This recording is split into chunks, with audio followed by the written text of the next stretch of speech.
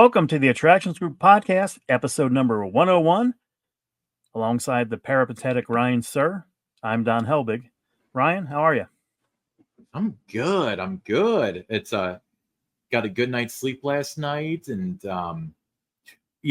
most importantly, I found out that the Christopher Lloyd movie Angels in the Outfield is now on Disney Plus, which is funny because I thought about that movie about once a year for the past 5 or 6 years. Like, I wonder if that is anywhere, but you couldn't stream it or buy it or anything. Every once in a while you come across a movie and it's like some obscure, and you're like, you know what, I'll pay the $4 to rent it, and you can't even do that. Well, here it is. It's on. I know you didn't ask that. I was scrolling through Disney Plus last week, and there's a lot of good movies on right now. There certainly are. But Don, you had a couple of milestones. Tell us about your milestone on the racer. Yeah, hit 12,200 on Monday, and the good thing about it for me, I mean, I had majority of this came from 1981 to 1990. But this year I've got 135 rides. But over the last 5 visits, just to see if I could still kind of do it at the pace that I did back in the 80s, I have averaged 15.2 rides per day over my last 5 visits. And that's what I averaged over 655 visits to get to the 10,000 rides.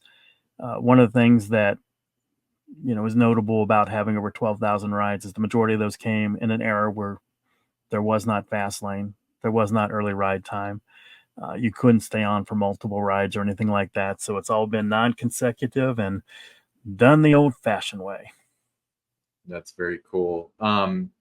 Now, I do not have a segue for this, but we put up a poll as to who the listener thinks should be the official pizza of the Attractions Group. Boy, was that close. It was. I was surprised, not that it's bad pizza because I love it.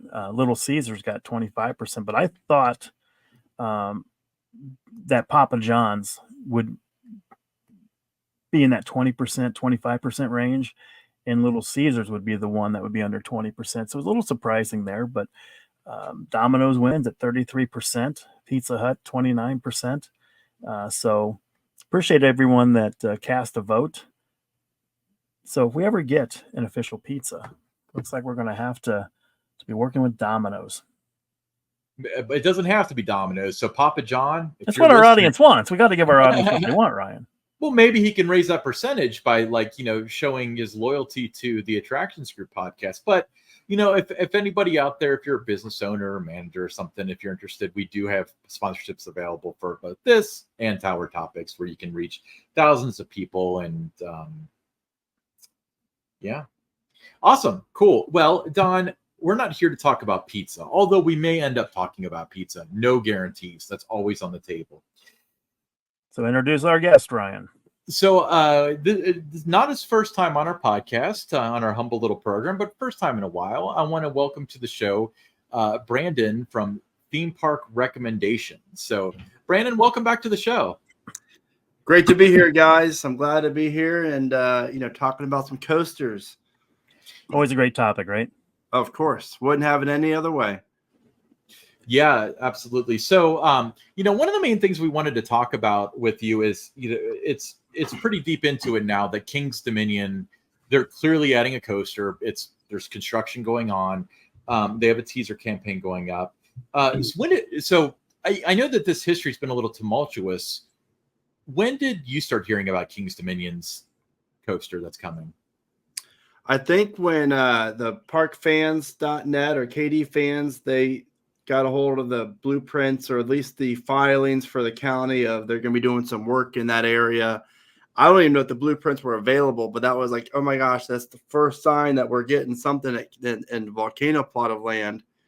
And then after a while, the layout was leaked. And then that's obviously, when it's like, okay, this is really exciting because if you remember, like 3 years ago, there was another layout leak of a B&M wing coaster, same type, but this one had a lift hill.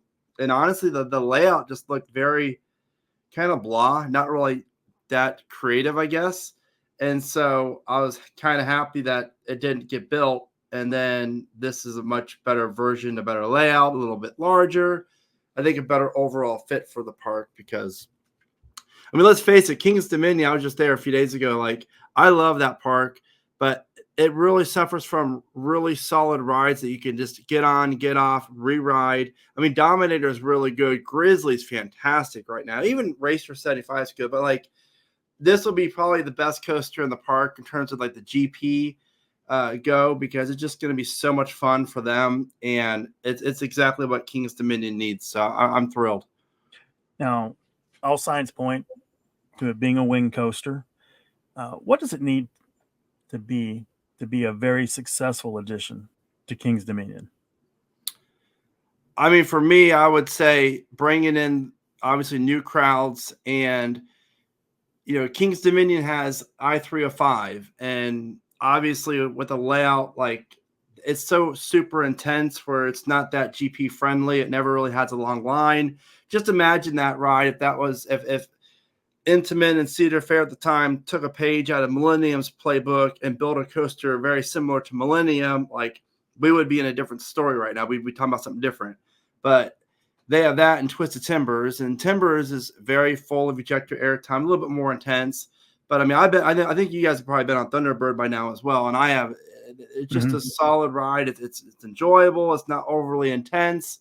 Knowing been a part of the industry for over 20 years now, like I have a pretty good taste. I know you guys do as well, of like what's going to do really well for the GP and what won't do as well. And I feel like this is a really, really good fit for the park, and I'm excited for the theme and to see how they integrate it into my favorite area of the park. Like, I love what they've done with that, the Jungle Expedition area. It's fantastic. And I'm really curious to see what they retheme Project 305 to, as well as Flight of Fear and Stunt Track. Yeah. Backlot Stunt Coaster. Yeah.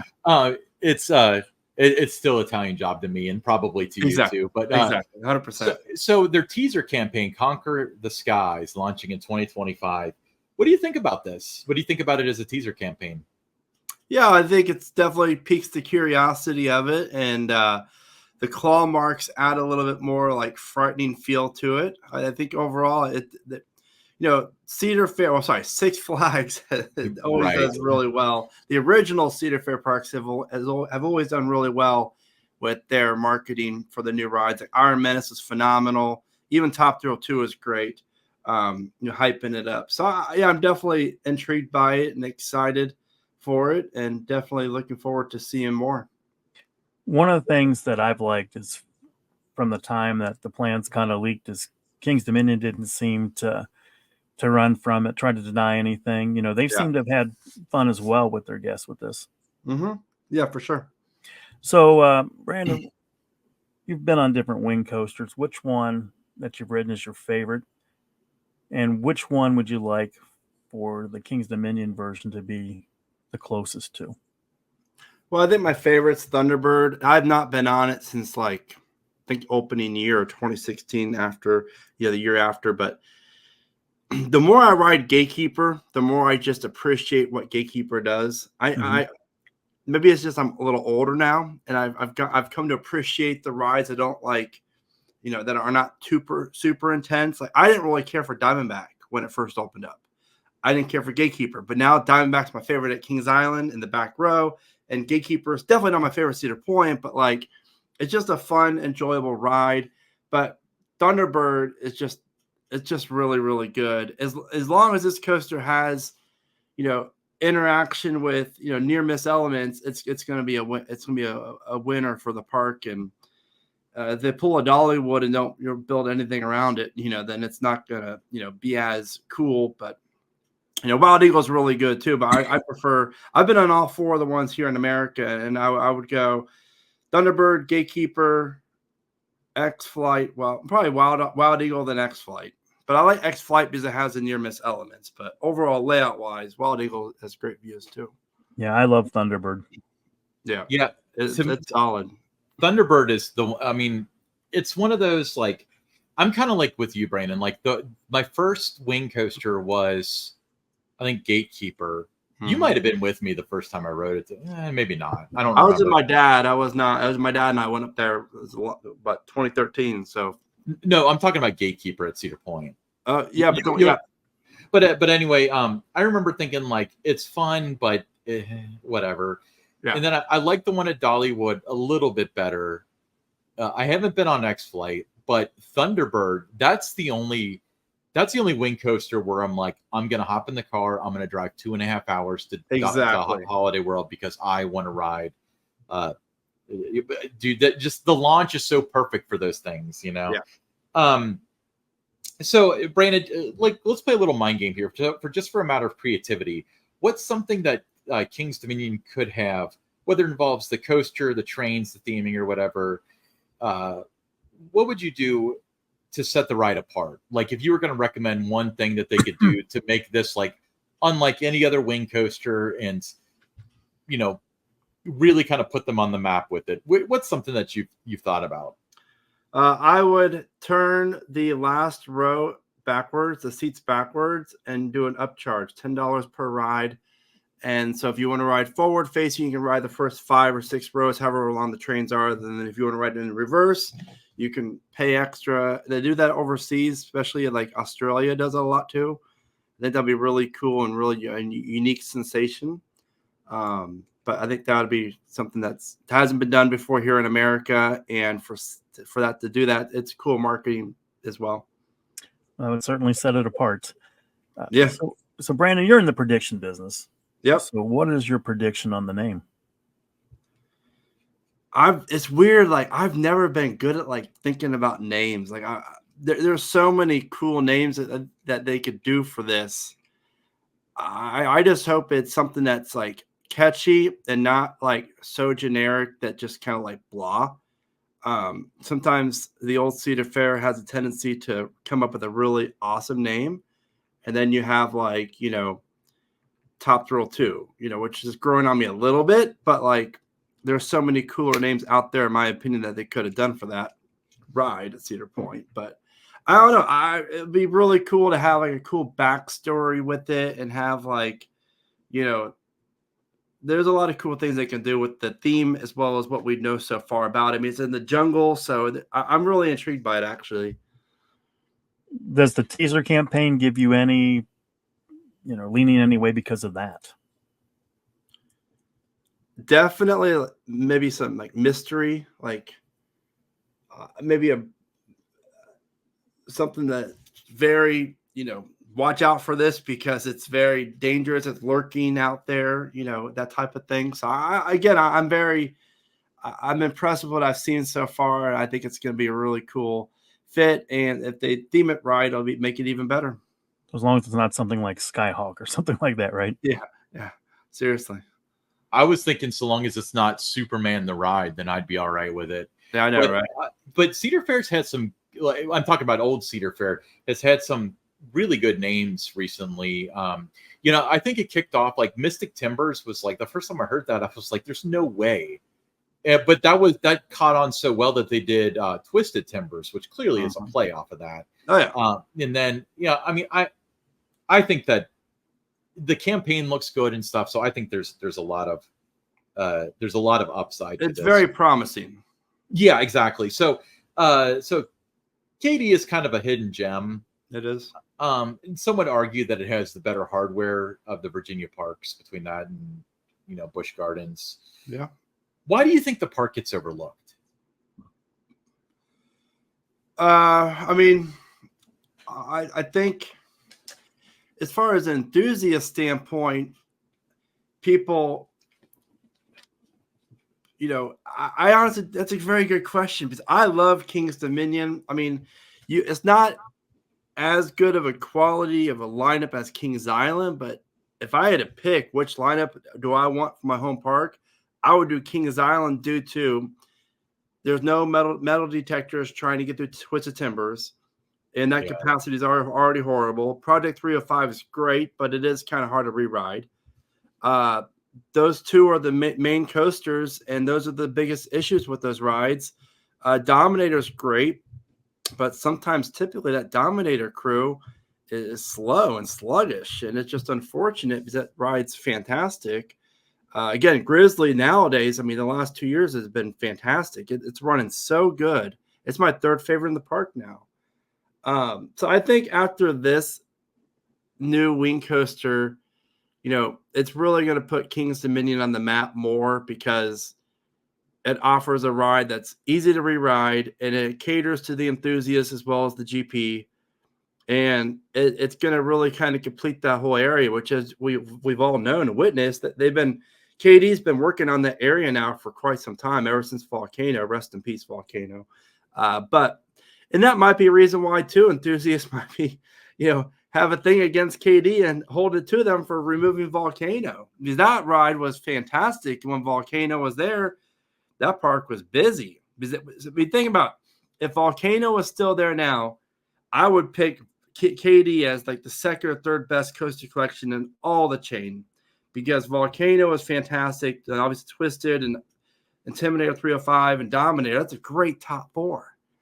But it'll be interesting to see. I don't think this wing coaster will be better, in my opinion, than the Volcano Blast coaster was, but I definitely am intrigued. When King's Dominion first opened, the ownership group at the time, Tap Broadcast, and they actually thought that was going to be the better park than Kings Island. They thought it would draw better than Kings Island based on its location. You had DC and all of Virginia, and then a couple weeks later, Busch Gardens announced that they were going to build a park there. But let's talk about the culinary experience at King's Dominion. So if I was going to visit there, if I came for the rides, would I stay for the food? Absolutely. Their food is really good, and they've really done a good job amping up their food quality over the last few years. We just had, unfortunately, one meal due to the timing of it. We got there around 4:00. And so I took my wife and kids over to the Outpost, I think it's called, in the jungle expedition area. Got that lemon glazed chicken. Oh, it's good. And the mac and cheese. But then their barbecue restaurant's really good. The Firehouse, I don't know the name. I had that twice, I think, back in March on opening weekend. That's really good. Then you have the original Grain and Grill, which is obviously, it caters to it's a good food. It's not my top choice, but it's definitely, up there with a lot of people. And, they're definitely working on better quality food, I'm sure, going forward. But yeah, overall, I'm definitely impressed with their food quality.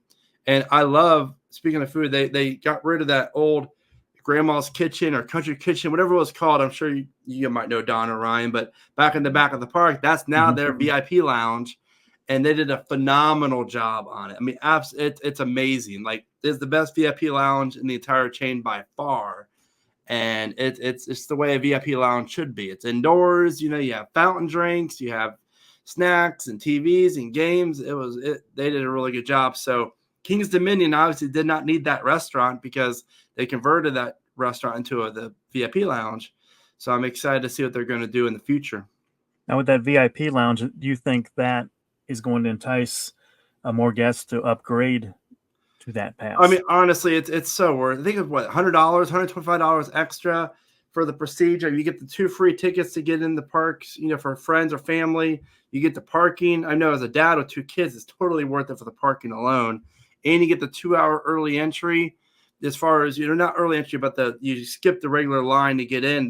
You have a different queue line to walk through to get into the park. So it's just super convenient. I'm honestly, I think King's Dominion, obviously I don't go there very much, but they got to be pulling in good amount of people for that, because unless they're not marketed the right way. But I know for like Carowinds, they're building a new Prestige Pass lounge for us this year. They're adding on to Harmony Hall, where that bar was on the side of the park or side of the building there. They're enclosing the whole entire area. So hopefully be done probably by in a month or so. But I feel like if we had something like that, more people will buy it, because it's hot down here in Charlotte. It's hot down in KD. I don't want to be outside when it's 98 degrees outside. Why pay extra for that? But if it's indoors, there's a bar, there's food, snacks, drinks, whatever, more people will do it, I'm sure. Yeah, the King's Dominion VIP lounge is not going to notice by Prestige and former Prestige Pass holders of Kings Island, I might add. And, the first year we got it at Kings Island, similar to Cedar Point's, where it was to celebrate the 50th. Then they offered the Prestige Pass late that season, in which everybody bought it. And does it include bottled water and bottled drinks? And snacks and stuff, and then it devolved to jugs of water with rotten fruit in the top, and one type of snack. And then they built the new VIP lounge the next year, which was like okay, but it's like a picnic shelter. Yeah. Where it's almost hotter to be under there than it is out there. So most people that I know went away from Prestige, mainly because what was listed on the website was the bottled drinks and so on, and then they took those away and changed the language on the website, and they're like, terms are subject to change, and it's like, well, we're not, there's an integrity issue there, so. And what really made me mad too, last year we bought just for Caitlin and I, and then Mason just had the pre-K pass, but they wouldn't let him in without having Prestige, even though he's our kid. He's 5. And I'm like, you gotta be joking. Like, my wife and I pay good money for this. Our kid can't come in here. And so we ended up having to buy him a Prestige pass. So he was able to get in the park early with us and use the VIP lounge for the one-time fast lane. But verbiage wise, it's a little bit ridiculous. I completely, because Carowinds, when it first opened up, you had the bottled soda, bottled water. It was great. Then they got rid of that after like maybe 2 weeks, 3 weeks. And they were just like, the jugs of water that has a little lemon in it. And it's like, whatever. I get the soda every 15 minutes. I can care less about that. But, don't advertise something, don't market something, and then strip things away. Because we went down to Six Flags Over Georgia last year, and their VIP lounge was legit nice. AC, good couches, TVs everywhere, snacks, fountain drinks. Like, it was legit. Same with Fiesta Texas. And so it's like, come on, Cedar Fair. If you're going to do this, do it right. But, they haven't done it really that good as far as a lounge goes. But the other benefits, it definitely makes good for us. I mean, Carowinds, not to get too off topic, but that park, I love Carowinds, but man, they're struggling.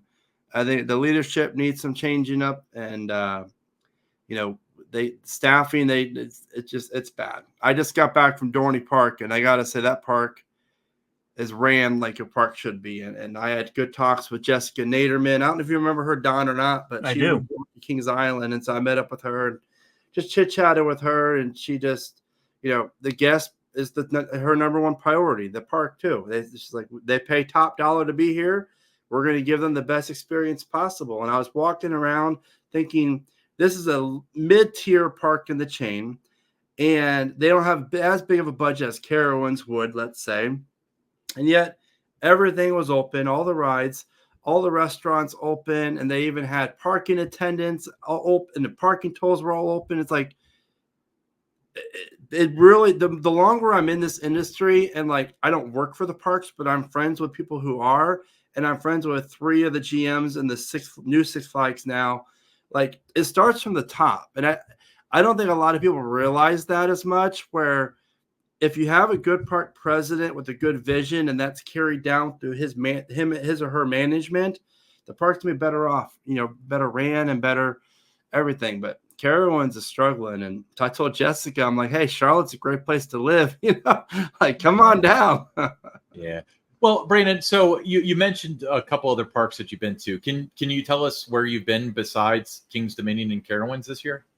Yeah, so I did the roller coaster rodeo out in Texas. So we did Six Flags Over Texas, Fiesta, SeaWorld San Antonio.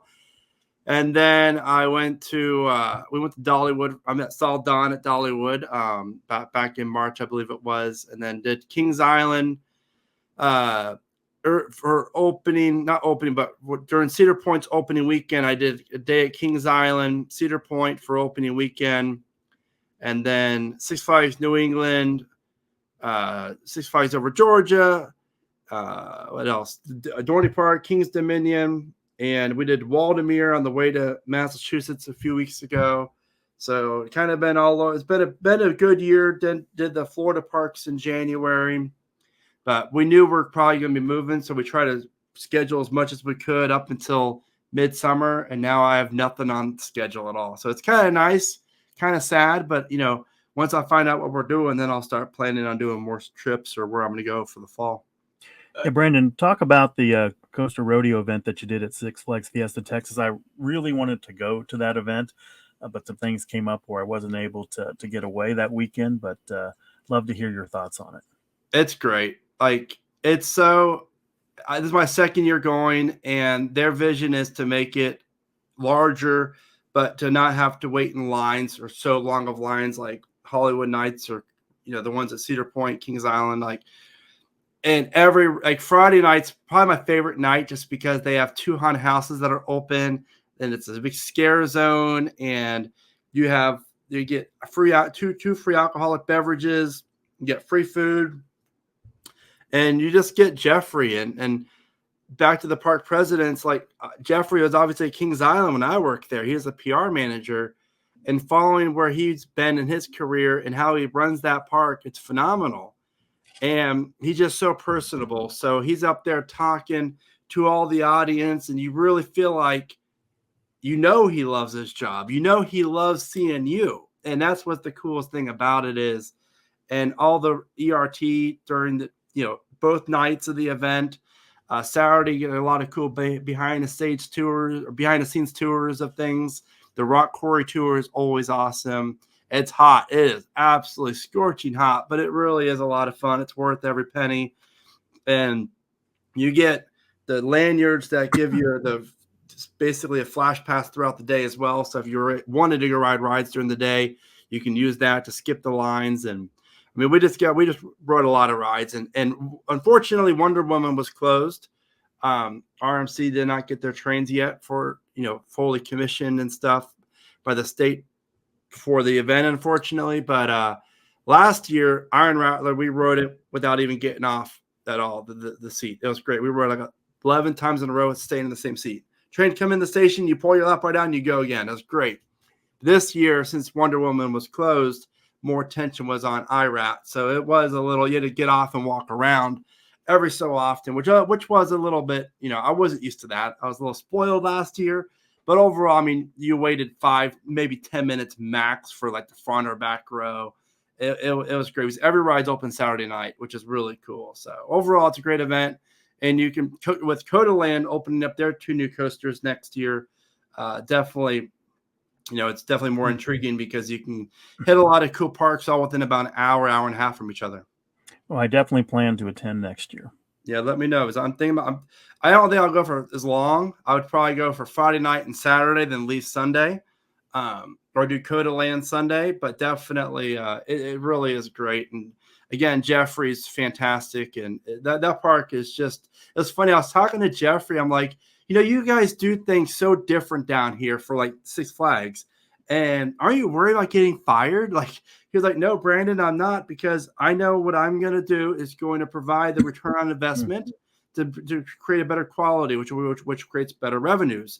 And he was like, we operate like a Cedar Fair park because of this merger. It's going to be a lot easier for us to be able to fit right in with the standards of the Six Flags parks, or I'm sorry, the Cedar Fair parks.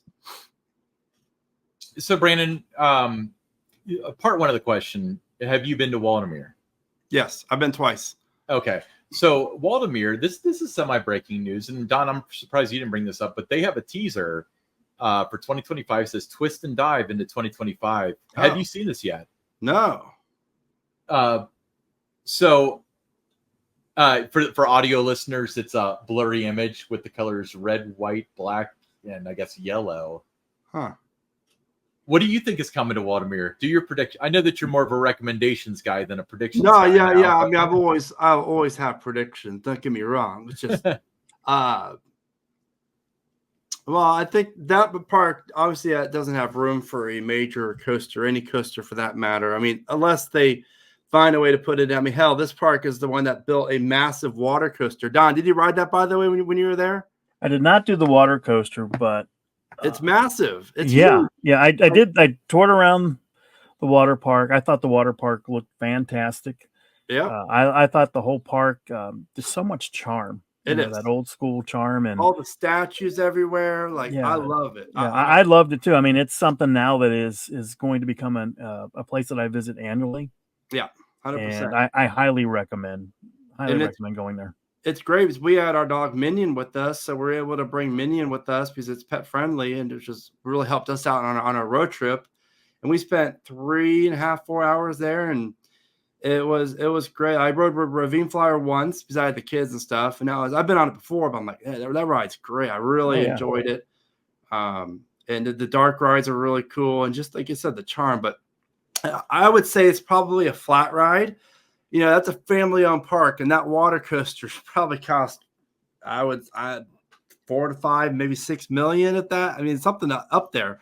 I mean, it's really big, and so I'm sure they're not, fully, basically made the money from that yet this quickly. But definitely a flat ride. I mean, there's definitely room for a new flat ride, and I don't know as to what kind. I don't know, but what ride would be really good there? I think is like a Star Flyer.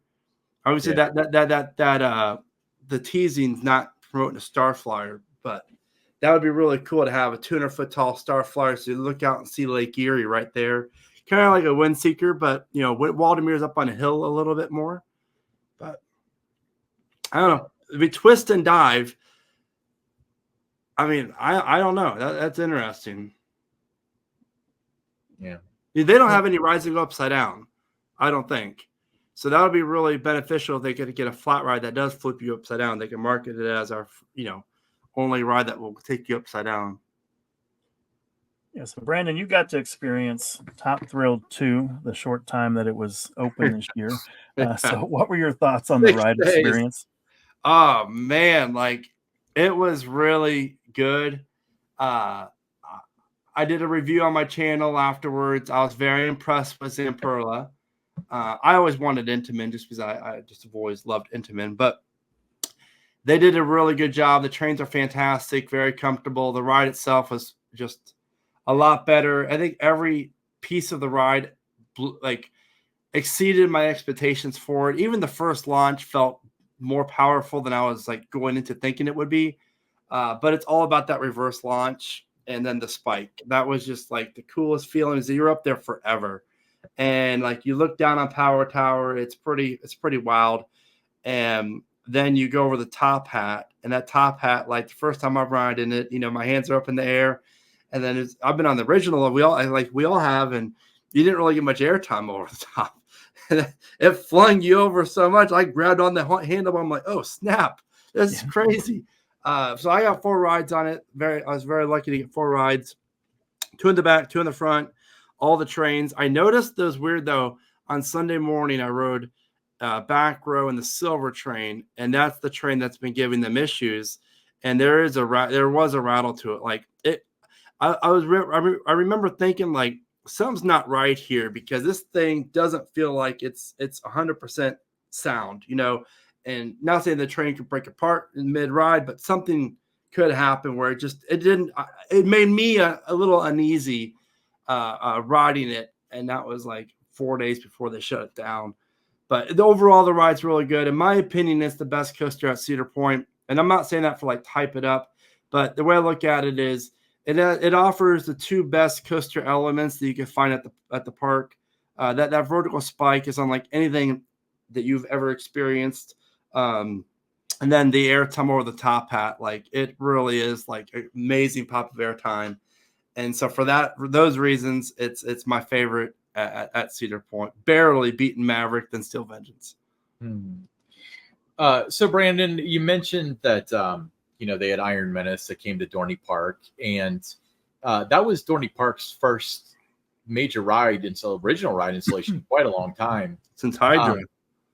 Exactly. Everything else is relocated, but there was the rumor of the Gravity Group thing that came to they filed plans, and I guess it got 2020 or something. But tell me what Iron Menace means to Dorney Park. Do you think that that's going to change the landscape a little bit? Do you think that park, it's a signal that the park will have a little bit more focus moving forward? It seemed like it didn't get a lot of investment in the previous years. Since we're all Paramount guys, we all worked at or visited Kings Island in Paramount days. It was ever since the Cedar Fair purchased Paramount Parks, Dorney Park got the shaft, they got ignored. Because before then, they had Talon in 2001, Hydra 2005, things were looking up for the park, and then all of a sudden, Cedar Fair and Paramount, But Iron Menace, like, it's a good ride. It's not my favorite dive coaster. It's a great fit for that park. And that's something that I did predict for the park to build a couple, like 2 years ago. And so I'm happy that prediction came true. And it really is. It brings people to that back area of the park, which is desperately needed. And the visually aspect of the ride is fantastic because when you pull down the road to go park your car, as soon as you turn down the road, you see the off-axis loop right there in front of you. It really just builds up your anticipation. And then walking down the midway towards it, the placement of it's fantastic. Jessica and her team did a phenomenal job. And the music, oh my God, the music is surreal. Like, it's so good. It fits the theme so well. Like, my wife even complimented on the music, and she doesn't really like do that. I'm like, wow, yeah, you notice it too? Cool. But yeah, I really feel like now with the merger, it is kind of weird. It is kind of like what's going to happen with Great Adventure, like 90 minutes or less than 2 hours away. But Dorney Park's in a good spot because you're just north of Philly. The Lehigh Valley has over about almost 1 million residents now. I just think that park needs to open up sooner. I think it opens like second week of May, something really late when all the other parks in the area open up like almost a month before.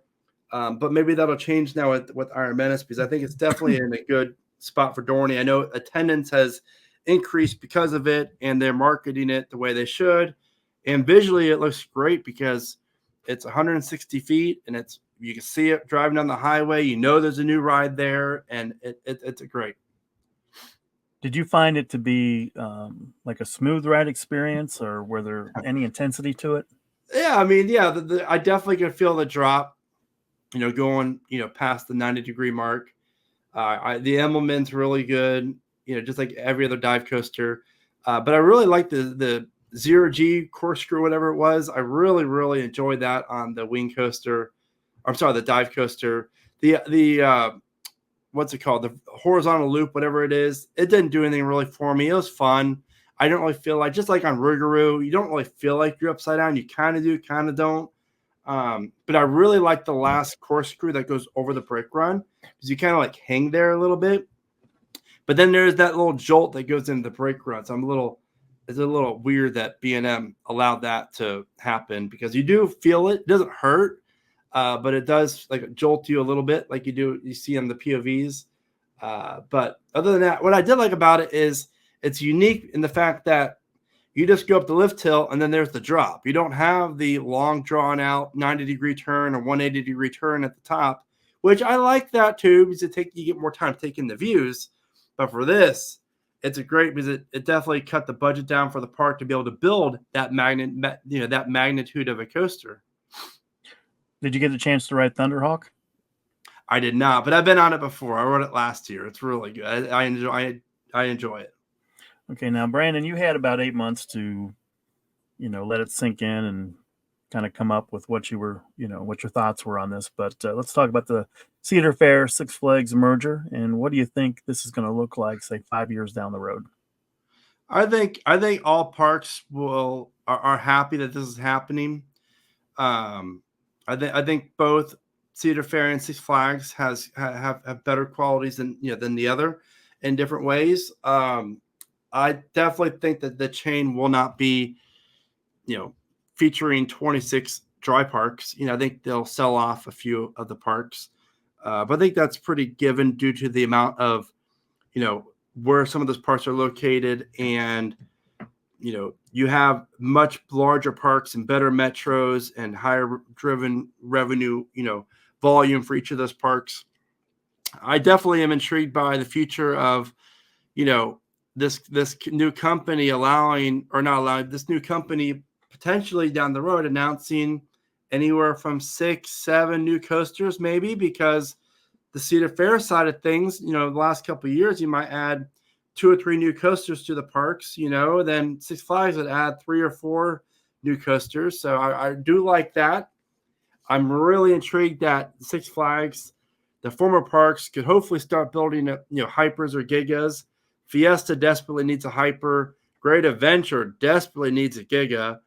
So I like that. And on the flip side of things, Six Flags has worked with RMC more recently and Intamin than Cedar Fair has. So hopefully, we'll start seeing some more Intamins pop up at the parks, and RMC and Cedar Fair patch up their relationship and go from there. I think in the end of the day, I would love to hear your thoughts, Don, and as well as Ryan. But I what I've heard, what I've seen, I think it's a good move, and I think it's going to be really exciting to see the future of it. I was excited about it, when the merger was announced back in November, and there's a lot of possibilities, Yep. that are there. You get, the things that Six Flags did very well, the things that Cedar Fair did very well. You mix those two things together, and I think it's a win for the guest. I agree. Yep, I think definitely. And I wouldn't really want to see the DC stuff move into the Cedar Fair parks, but I get it. If it does, it does. And the end of the day, I'm there for the experience and the rides, and as long as that stays, I can really care less what the ride's called, or what it's themed about. I just want to make sure that the quality is there, because you could definitely tell outside of Fiesta, when you visit a Six Flags park. I was up in New England over last week, and it's just like, oh my God, get me out of here. Like, I can't. This park is so much potential, and yet it's bad. Yeah, I mean, we've had Dennis Spiegel on the show a couple times. Yeah. And he's like, we had him on, was it last week? Yeah, it was last week, Don. Right. And he was very, very blatant with the way that he thought about the merger. He said that they say it's a merger of equals. Cedar Fair is the wind beneath the wings of this merger, because they are rescuing Six Flags, which, Yep. I mean, take it from the experts and stuff. But my question to you is this about the merger itself. We're looking at Peanuts, Looney Tunes, and DC Comics. If one of them were to survive this merger, and let's say they just go full bore with one of the IPs, which one do you think it is, and why? I think it would have to be DC. And the reason why is everyone can relate to like Batman and Superman. And we've seen it in other Six Flags parks, like Over Georgia has a couple years, maybe 7 or 8 years ago, they expanded the DC kids area, which they had they have Flying Eagles ride, a little kid drop tower, and another cute little kid ride. I just think there's more to that. If you had to keep one, that's what I would keep, because you can do cool rides. I have no problem with the roller coaster being themed to Superman. Some of my favorite rides are themed to like Batman, Superman. I like that. But I love hearing the music, the Batman music just gets me pumped up. But I think I love Snoopy.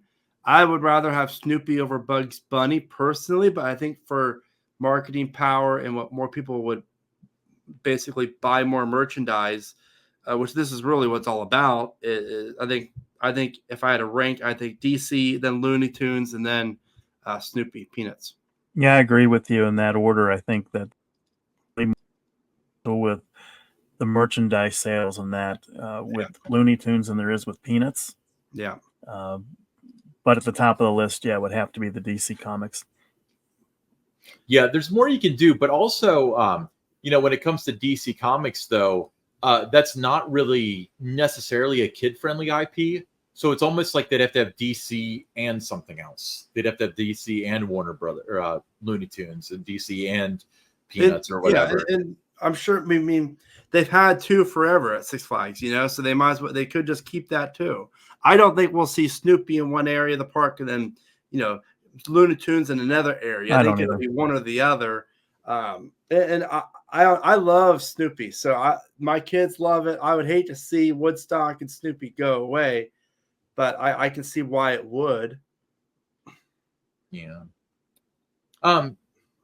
Brandon, we were talking earlier when I invited you to be on the show, and you made it very clear that you are no longer theme park predictions. You are now theme park recommendations.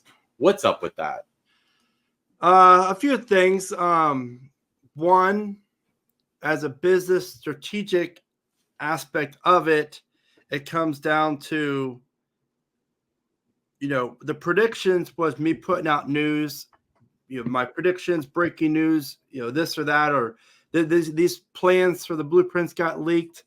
And while I enjoyed doing it, the parks didn't really care for me too much. And I wanted to change that. Not, I can care less if I get invited to media days. I just want to be in the good graces of the parks. But more importantly, my own mental health really wasn't there, because it felt like I just had to work to make the revenue. Because for me, it's about the revenue, because we rely on my revenue to be able to go do stuff. And I'm a stay-at-home dad as well, so I don't have a ton of time to do this. So when I do have time, I need to be able to, if I want to go on vacation, have a good time, not worry about putting a video out. But if I did that with the prediction videos, I'd be making like $20 a day, and I couldn't do that. So I knew I needed to do the switch to the guides and the theme park recommendations, because it's content that people can watch for years. And it's been honestly, as hard as it was for me to make the change, it was the best decision I could have ever made, due to I've been gone for 30 days, put out videos maybe once every 5-6 days, and I've had a record-breaking June, view-wise, subscriber-wise, as well as revenue on that channel, and I couldn't be happier with it.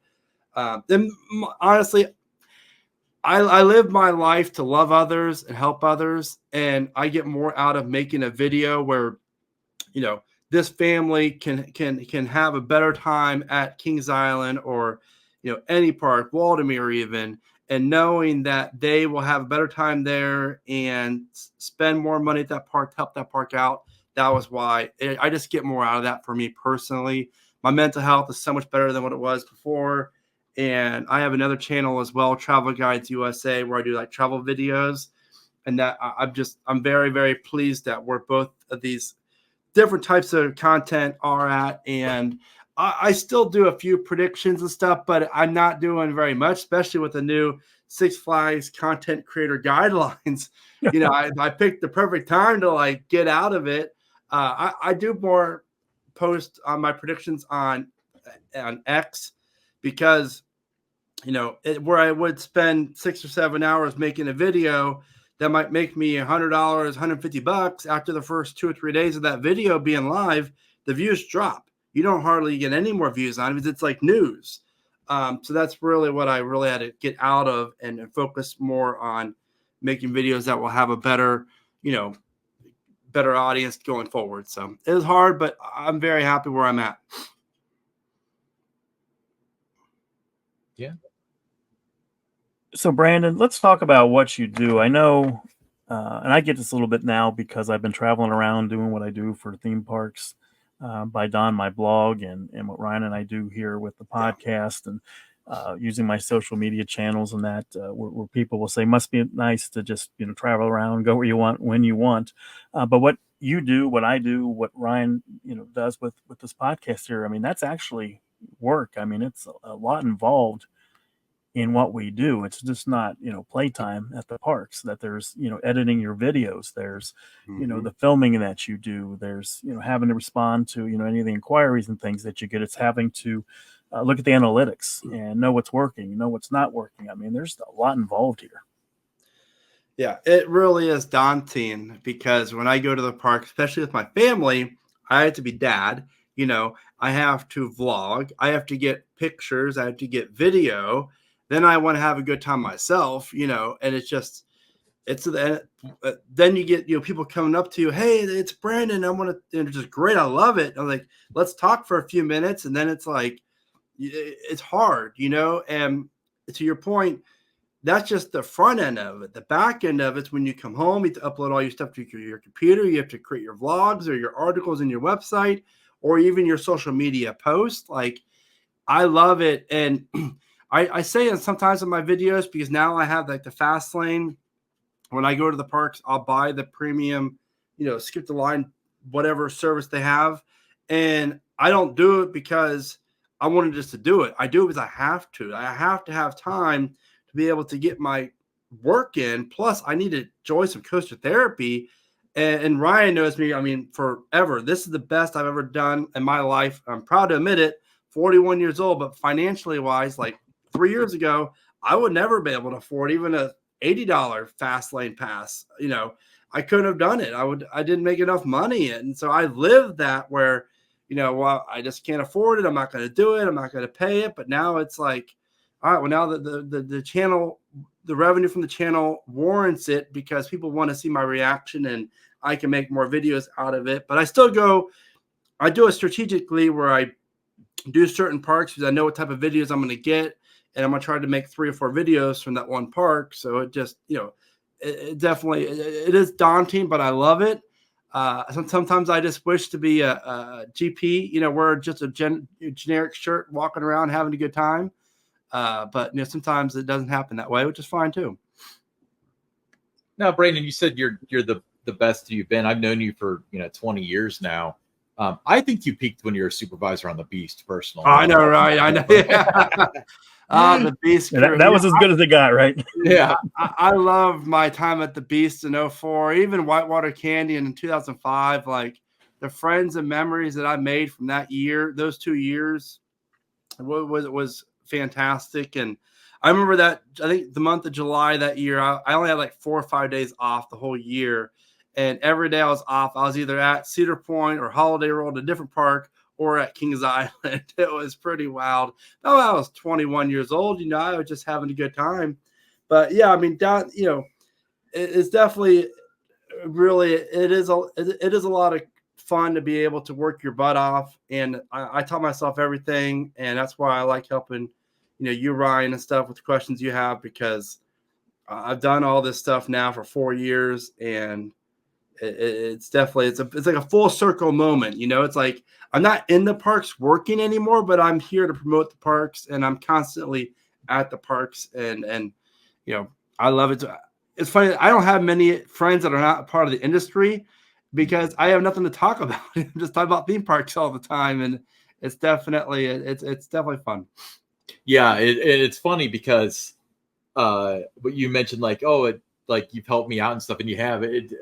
One of the reasons why your name came up, I think it was top of mind for Don, is because it was like, well, I talked to Brandon and he said that with YouTube, because so I do appreciate the help. And of course, always, for those who don't know, it obviously the Tower Topics on the other side has been monetized, so that adds a whole bit of complexity. So Brandon's been very helpful with that. But you touched on this a little bit earlier, but the new Six Flags content creator policy.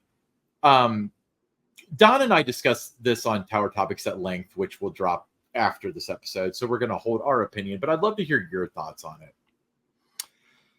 I mean, I get it to a point. The parks want to protect themselves, and I respect that.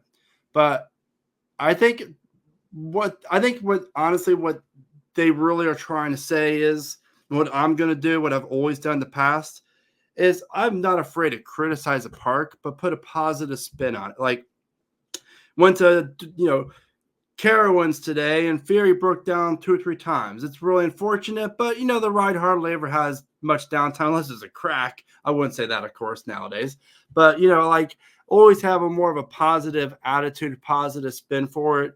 I think a lot of things, I get the leaking stuff and everything. That's why I stopped doing that, really. So I get a lot of the reasons as to why they have these rules in place or these guidelines. And I think a lot of it too is for like the media aspect. If you want to be on our media list, you have to abide by the rules. I think that's fair. I've never been a suck up my whole entire life, and I will never be a suck up. And there was a lot of content creators, a lot of people that are suck ups, just like anything, any business. And that's fine. It's just, I will always, if something's wrong, I'd rather be the person to contact management or to tweet about it, to share with the park itself. Hey, by the way, I noticed this. That way they can get it fixed, and the guest will not notice it, or it'll get fixed before, something else happens as far as guest gets upset type of thing. So the way I do things, I just want to make sure the park is running the best way possible. That way the guest is having the best time they can. Agree with that. So Brandon, anyone that follows you on X knows that you seem to enjoy meeting those that follow you when you're visiting the different parks. How often do you get recognized when you go to, say, Carowinds? It depends. If I'm in like Camp Snoopy with the kids, not too often, But once I like break away from there and head over to Fury, it's pretty frequent, which is cool. There's one time I went with my neighbor Dave, and I think I was wearing probably one of my polos. And I'm not even kidding you. Like within the first hour, like 5 or 6 people came up to me and started talking. It was just great, like back to back to back. Finally, like the last person, I like give me a minute. I gotta catch my breath, because I went from one to the next to the next. It was crazy. So it's definitely like surreal for me because I'm not used to it. I'm just Brandon, who just friends with Ryan and whoever else, and now I'm just a YouTuber that people that I've never met before come up. Hey, I know you're from somewhere. You're the YouTuber. I love it. I always try to give my time to those people because I want to make sure that they know that I acknowledge them and respect them, and I appreciate them watching my videos. And so I always try to, talk for a few minutes, and if they want a photo, do a photo, or at least, shake their hand and show my gratitude towards them. But it's definitely a cool feeling for sure. Definitely. And I get recognized now. Like if I'm just in regular clothes, I got recognized at one of our favorite hole-in-the-wall restaurants here. Hey, I know your voice from somewhere. You do YouTube. It's like, oh my gosh, really? I seem to recall, I don't know when this was, maybe 2 years ago when you and I were hanging out at Winterfest at Kings Island. Yeah. There was a lot of people that recognized you, and they were like, oh, it's Brandon from Theme Park Predictions. And you're the guy that's on Don Helbig's podcast too. Yeah. Then we have a whole group in front of the fountain there by the Eiffel Tower. I remember that. Yeah, that's exactly what I was thinking of. But Brandon, before we close out, why don't you tell people just a little bit about your YouTube channel and where to find it? Yeah, so it's obviously YouTube, Theme Park Recommendations, and I just talk all about theme parks and top 10 videos and theme park guides. I'm working on a video. It should be coming out this week where I basically showcase 10 epic roller coaster road trips you got to do. That was a fun video to make. But basically try to share theme park tips and guides with people to make sure people have a good time in the parks and, promote the industry the best way I can and the most positive way I can to, help benefit the industry. And what's your other channel? The travel one? one? It's Travel Guides USA. Yeah, Travel Guides USA.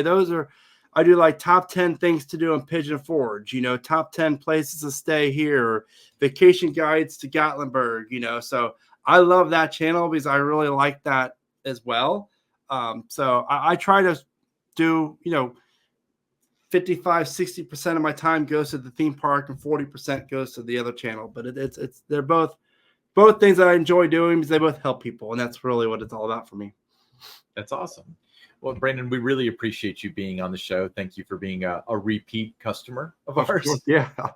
But it's make sure that I'm going to drop a link in the description. I expect my check to be in the mail tomorrow, by the way. No, we actually do things digitally now. Welcome to the 21st century. You got Venmo, we'll send it to you there. Yeah. So Brandon has a very high appearance fee, apparently, that he didn't disclose until after we started recording. And then it's only 1 cent per hour. Okay.